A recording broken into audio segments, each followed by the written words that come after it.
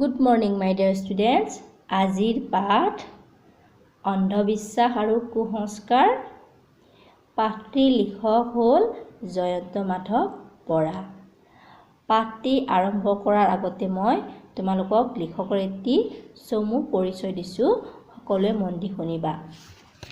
দেৰগাঁৱত জন্মগ্ৰহণ কৰা ঘাইকৈ গল্পকাৰ ঔপন্যাসিক জয়ন্ত মাধৱ বৰা 1960 চনত ডিব্ৰুগড় বিশ্ববিদ্যালয়ৰ পৰা পদাৰ্থ বিজ্ঞানত স্নাতকোত্তৰ ডিগ্ৰীধাৰী। বৰ্তমান শিক্ষা বিভাগৰ এগৰাকী বিষয়া হিচাপে তেওঁ অসম সচিবালয়ত কৰ্মৰত। তেখেতৰ কেইখনমান গল্পপুথি হৈছে যুদ্ধভূমি, বৰ ভয় লাগিছে, অনুৰণন, দেওলগা সময়, জাকৈয়া ছোৱালী, কালবেলাৰ কথকতা। তেওঁ এতিয়ালৈকে 1 ডজনৰো অধিক উপন্যাস ৰচনা কৰিছে। ইয়াৰে ভিতৰত কেইখনমান উল্লেখযোগ্য উপন্যাস হৈছে অমৃত, মৰিয়াহোলা, আজান ফকীৰ, মায়ং, যাদুৰ দেশৰ গোপন গাথা আদি প্ৰধান। শিশু সাহিত্য, অনুবাদ সাহিত্য আদিলৈ তেওঁৰ অৱদান আছে। 2017 চনত মৰিয়াহোলা উপন্যাসৰ বাবে সাহিত্য একাডেমী বঁটা জয়ন্ত মাধৱ বৰাই লাভ কৰিছিল। ইয়াৰ পূৰ্বেও একেখন উপন্যাসৰ বাবে কি কৰিছিল তেওঁ 2014 চনত গোলাঘাট জিলা সাহিত্য সভাই তেওঁ ছৈয়দ আব্দুল মালিক বঁটা কি কৰিছিল প্ৰদান কৰিছিল। একেখন উপন্যাস কি উপন্যাস মৰিয়াহোলা উপন্যাসৰ বাবে তেওঁ কি পাৰিছিল, তেওঁ সাহিত্য একাডেমী বঁটা পাইছিল আৰু কি পাইছিল 2014 চনত গোলাঘাট জিলা সাহিত্য সভাই কি কৰিছিল ছৈয়দ আব্দুল মালিক বঁটা তেওঁ প্ৰদান কৰে। জাকৈয়া ছোৱালী গল্প সংকলনৰ বাবে তেওঁ 2013 চনত অসম সাহিত্য সভাই কি কৰে তেওঁ অম্বিকাগিৰি ৰায়চৌধুৰী বঁটা প্ৰদান কৰে। আৰু অমৃত উপন্যাসৰ বাবে কি কৰে 1987 চনত অসম সাহিত্য সভাৰ পৰা কি কৰে গিৰিধৰ শৰ্মা বঁটা লাভ কৰিছিল। তেওঁ বহুতো বঁটা লাভ কৰিছিল। গতিকে ইয়াৰ ভিতৰত মই আজি আগৰ পাঠবিলাকত মই এক্সট্ৰা কুৱেশ্যন দিছোঁ, মই এইটো পাঠৰো দিম, তোমালোকে লিখি ল'বা ধুনীয়াকৈ। এতিয়া আমি আজি পাঠলৈ আহোঁ। পাঠৰ নাম হৈছে আমাৰ কি অন্ধবিশ্বাস আৰু কুসংস্কাৰ। এতিয়া অন্ধবিশ্বাস আৰু কুসংস্কাৰ মানেনো কি আমি জানিব লাগিব। পাঠৰ নাম হৈছে অন্ধবিশ্বাস আৰু কুসংস্কাৰ।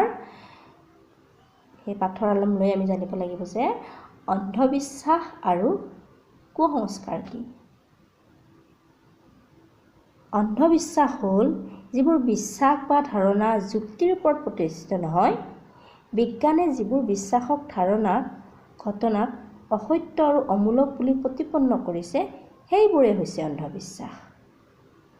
যিবোৰৰ কোনো যুক্তি নাই, যিবোৰে বিজ্ঞানক কি কৰে অসত্য আৰু অমূলক বুলি প্ৰতিপন্ন কৰিছে সেইবোৰে হৈছে অন্ধবিশ্বাস। আৰু কুসংস্কাৰ হ'ল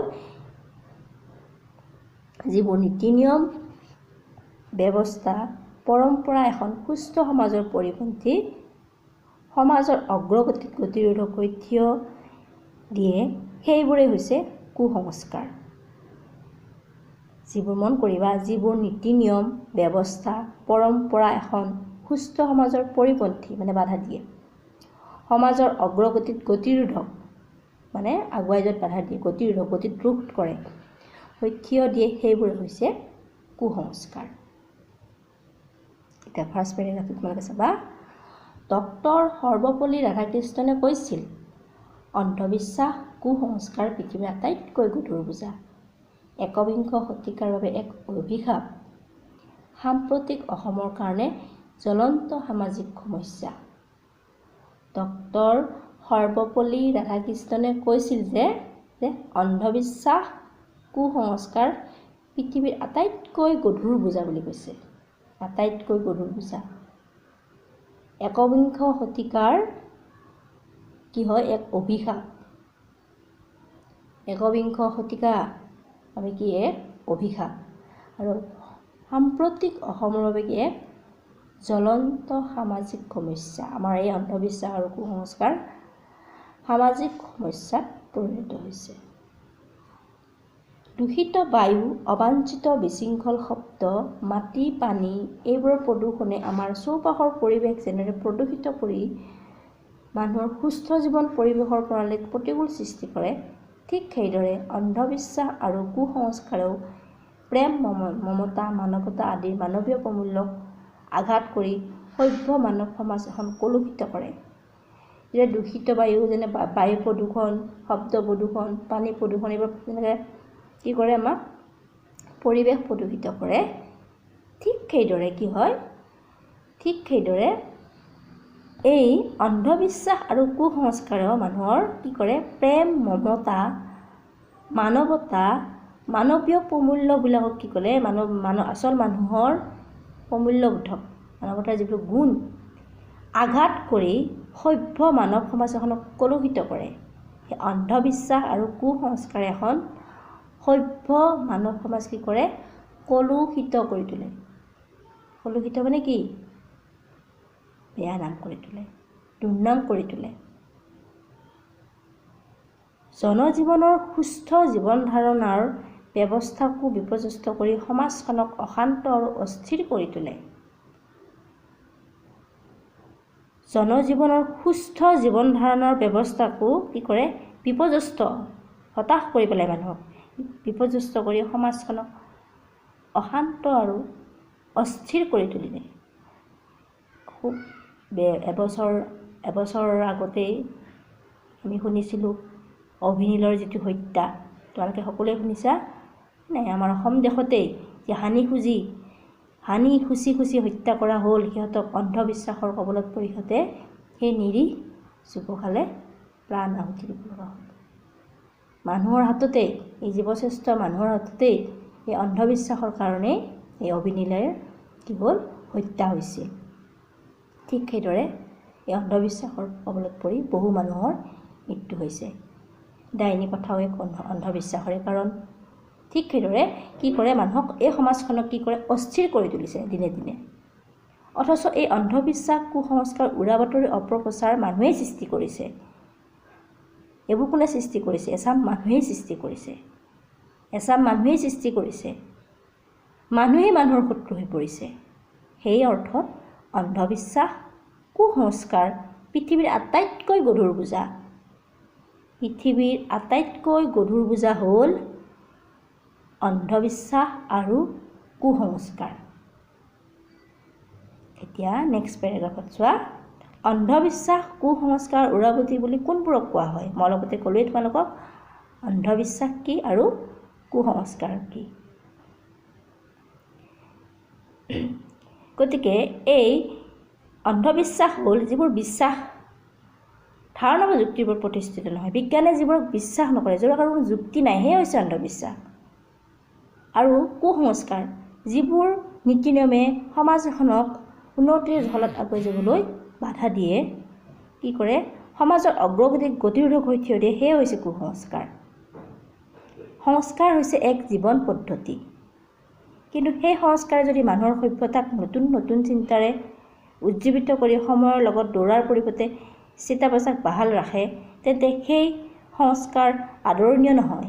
মন কৰিবা, সংস্কাৰ হৈছে এক জীৱন পদ্ধতি। সংস্কাৰ এটা জীৱনৰ এটা ছিষ্টেম, পদ্ধতি। কিন্তু সেই সংস্কাৰে যদি মানুহৰ সভ্যতাক নতুন নতুন চিন্তাৰে উজ্জীৱিত কৰি সময়ৰ লগত খাপ খুৱাই চলাত বাধা দিয়ে, সেই আগৰ সেই পুৰণি ৰীতি নীতিক লৈয়ে মানুহ এটা স্থিতাৱস্থাতে থাকে, তেন্তে সেই সংস্কাৰ কিন্তু আদৰণীয় নহয়। বৰ্তমান যি আমাৰ বিজ্ঞানৰ যুগত যিবিলাক বস্তু প্ৰচলিত হৈ আছে, সেইবোৰ আদৰি লৈ আমি কিদৰে উন্নতিৰ জখলাত আগুৱাই যাব পাৰোঁ, তেতিয়াহে কি হ'ব মানুহৰ তেতিয়া মানুহৰ আচল উন্নতি হ'ব। কুসংস্কাৰে মানুহৰ চিন্তাৰ দিগন্তক প্ৰসাৰিত নকৰে। কুসংস্কাৰ, মন কৰিবা, সংস্কাৰ আৰু কুসংস্কাৰে কি কৰে মানুহৰ চিন্তাৰ দিগন্তক প্ৰসাৰিত নকৰে। মানে মানুহৰ মনৰ যিটো উদ্যম, হেঁপাহ, সেইবোৰক কি কৰে প্ৰসাৰিত নকৰে আচল অৰ্থত আগুৱাই যাবলৈ কি কৰে সদায় বাধা দিয়ে চিন্তাৰ কুসংস্কাৰে মানুহৰ চিন্তা প্ৰসাৰিত নকৰে আগুৱাই যাব মানে সহায় নকৰে আকৌ যিবোৰ বাতৰি সত্যৰ ওপৰত প্ৰতিষ্ঠিত নহয় অথচ অজ্ঞতাৰ কাৰণে মানুহক উত্তেজিত কৰি তুলিবৰ বাবে উদ্দেশ্য প্ৰণোদিতভাৱে প্ৰচাৰ কৰা হয় আৰু চিন্তাশূন্য বিবেকশূন্য কিছু লোকে সেই বাতৰিক সত্য বুলি বিশ্বাস কৰে সেয়াই উৰা বাতৰি মন কৰিব উৰা বাতৰি কি আকৌ যিবোৰ বাতৰি সত্যৰ ওপৰত প্ৰতিষ্ঠিত নহয় উৰা বাতৰি যাৰ কোনো প্ৰমাণ নাই প্ৰুফ নাই এনেই উৰা বাতৰি এটা চলিছে আৰু তাকে আমি যদি মানি লওঁ আৰু অজ্ঞতা নজনা মানুহবিলাকে তাকে সত্য বুলি ভাবিলোঁ আৰু সেইটো উৰা বাতৰি হৈ পৰে অথচ অজ্ঞতাৰ কাৰণে বা মানুহক উত্তেজিত কৰি তুলিবৰ বাবে উদ্দেশ্য প্ৰণোদিতভাৱে প্ৰচাৰ কৰা হয় আৰু চিন্তাশূন্য বিবেকশূন্য কিছু লোকে সেই বাতৰিকে সত্য বুলি বিশ্বাস কৰে সেয়াই হৈছে উৰা বাতৰি কিছুমান এনেকুৱা কিছুমান বাতৰি কৈ দিয়ে আৰু নিজৰ উদ্দেশ্য সফল সিদ্ধি কৰিবৰ কাৰণে নিজৰ উদ্দেশ্যৰ বাবে কিছুমান এনেকুৱা বাতৰি প্ৰচাৰ কৰি দিয়ে সেই উৰা বাতৰি আৰু সেইবোৰক কি কৰে যাৰ চিন্তাশূন্য যাৰ চিন্তা কৰিব শক্তি নাই যাৰ বিবেক শূন্য আৰু সেই লোকে সেইবিলাকক সেই বাতৰিক সত্য বুলি বিশ্বাস কৰে সেয়াই হৈছে উৰা বাতৰি গতিকে এই অন্ধবিশ্বাস কুসংস্কাৰ আৰু উৰা বাতৰি হৈছে আমাৰ বৰ্তমান সমাজৰ অতি ডাঙৰ গধুৰ বোজা তোমালোকে হয়তো মই যিখিনি পঢ়াইছোঁ সেইখিনি বুজি পাইছা ইয়াতে যদি কিবা ডাউট থাকে তোমালোকে মোক সুধিবা টাইমত ক্লাছৰ টাইমত আৰু আজিকালি আমি ক্লাছৰ হোমৱৰ্ক দিছোঁ সেইখিনি কৰি মোক টাইমত ছাবমিট কৰিবা থেংক ইউ